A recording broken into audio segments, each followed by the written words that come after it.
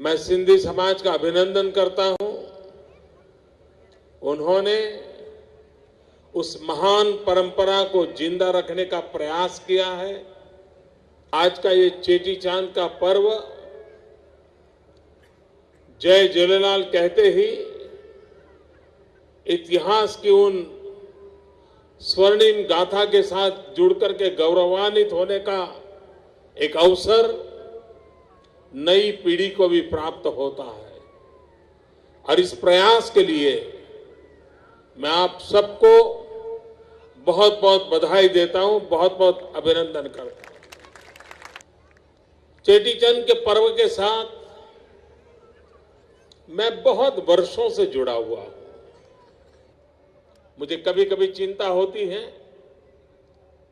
सिंधी परिवारों में भी सिंधी भाषा धीरे धीरे भुलाई जा रही है।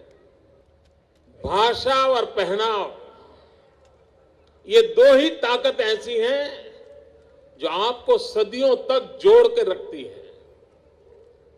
एक बार वो छूट गई तो फिर आप बिना जड़ का जीवन बना दोगे, और अगर जड़ नहीं है तो जीवन असुरक्षित हो जाता है। और इसलिए मैं प्रार्थना करूंगा कि अपने परिवार में सिंधी भाषा का गौरव, सिंधी भाषा का सहज चलन ये बने रहना चाहिए।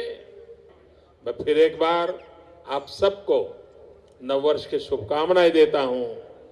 जय झूलेलाल कहते मैं प्रणाम करता हूं। आप सबको भी बहुत बहुत शुभकामनाएं।